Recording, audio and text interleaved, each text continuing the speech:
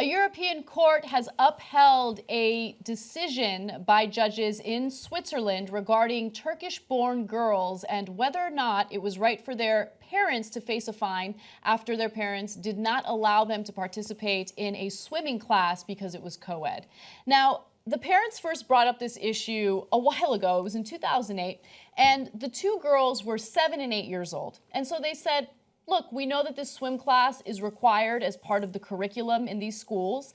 However, we don't allow our daughters to swim with other boys. And so as a result, we want to pull the girls out. Well, if you do that in Switzerland, you face a fine. And they did get a fine of nearly $14,000. And so this case went all the way up to the European courts, and the European courts have upheld the judges in Switzerland who voted, no, you have to follow suit. You need to basically integrate into the culture here. And the schools made considerable accommodations for these girls. They allowed them to wear the burkini if they wanted to, or if you wanted them to be part of the class. But since that wasn't good enough for you, sorry, you have to pay the fine. It also said that they allowed them to change in a room without boys in it. And Isn't I felt that what like, everyone is that gets? a compromise? No, my understanding, it was written in a weird way. My understanding of it, it wasn't a boy-girl thing when it came to changing. It was that they would have their separate, like, place to change away from other girls. Oh, okay. Yeah, it was worded in a way that was no, I ambiguous don't think about that they're making boys and girls get naked in front of each I other. was like, that's no, a weird starting point for negotiations there. Yeah, so the court noted that the Swiss authorities had taken steps to ease the family's concerns, such as allowing for individual separate showers and allowing for the wearing of burkini or body-covering swimwear used by the Muslim women. Now, the parents argued that the burkini didn't erase the contours of their bodies, and the family believed that wearing one would stigmatize its wearer.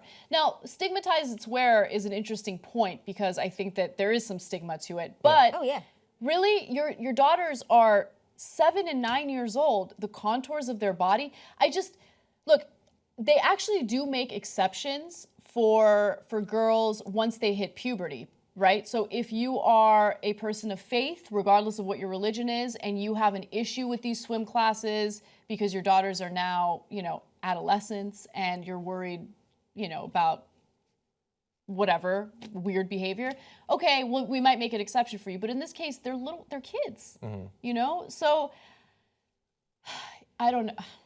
I will say I hate cases like this because nobody wants to get involved in telling a parent what they should or shouldn't do. But at the same time, as George Costanza says, we're trying to have a society here.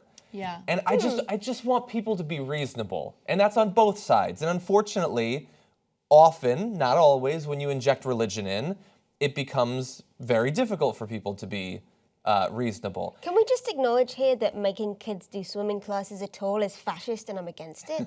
Like, can we get back Swimming to specifically or exercise classes?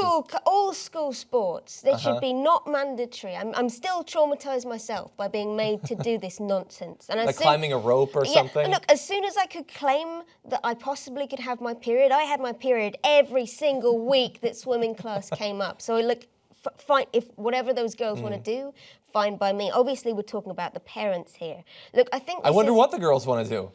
For all we know, the girls want to swim. Exactly. Look, I think with stories like this, which we get a lot of, particularly in Europe right now, we have to consider what the story is actually about. Obviously, it's about this family, about these two girls, but it's also about how we think women should behave. Because these stories are always about women. They're about Muslim women and how we in, quote unquote, the West think that Muslim women should behave. And Muslim women themselves are often never asked to comment. Like these girls, obviously they're 7 and 8, so it'd be hard to get them on TV, but they are never asked for their own opinion. So they're caught between parents who want them to behave like this and the entire Western press that suddenly has an opinion on what they should be forced to do or not do. Yeah, that's why I hate it. Yeah, it's dreadful. And look, I don't want to, give an opinion on what some child I've never met should be able to do or not do, because I think that's playing the game of Islamophobia and the game of Islamophobic misogyny specifically, which I have a huge problem with in Europe. Look, I wish that people of all different religions could relax a little bit. I know that that's not my place as an atheist to tell them to. They're not going to listen to me anyway. But I also wish that the schools would, I know that they say that they've compromised. I wish that they would compromise in a slightly more comprehensive fashion. Okay, you have a swimming class. Gym classes always seemed weird to me. I liked it in school, but fine, it's weird. Okay, so you want them to swim. I don't think you actually care whether they swim. You want them to exercise and socialize. I get that. There's an element to school of that.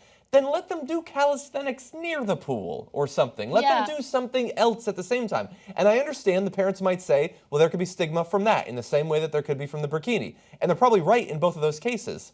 But that's a part of the negotiation. We're not trying to get you to wear a burkini or do calisthenics next to a pool. We're trying to meet you halfway and still have a functioning society.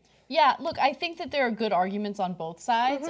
You make a good argument about Muslim women constantly being told how they're supposed to behave on both sides, right? Whether it's in France telling them, no, you're not allowed to wear, the headscarves, or, by family members who might be forcing them to wear the headscarves. Like, there's no neutral choice for a Muslim woman to make. And it's frustrating. With this particular case, though, I see good arguments on both sides because I don't know why it's a requirement, but the swimming class is a requirement. And so pulling them out means that they don't have to fulfill a requirement that every other student has to fulfill. Putting them in a separate swim class doesn't make sense because they don't have a separate swim class with women only or girls only available. So that means that the schools have to use resources in order to create one just for these two girls. And that's a little unreasonable. So it's a very difficult case. Yeah, is your school always run as conservative as the most conservative family in your school? It's not, no. Well, look, I think you'd see a lot more kids claiming to be Muslim if they put that in place. Let's get out of swim class. Absolutely. To get out of swim class, absolutely. If you want to laugh at some of the crazy things we've said in the past, come become a Young Turks member and watch TYT Classics. You'll love it. tytnetwork.com/join.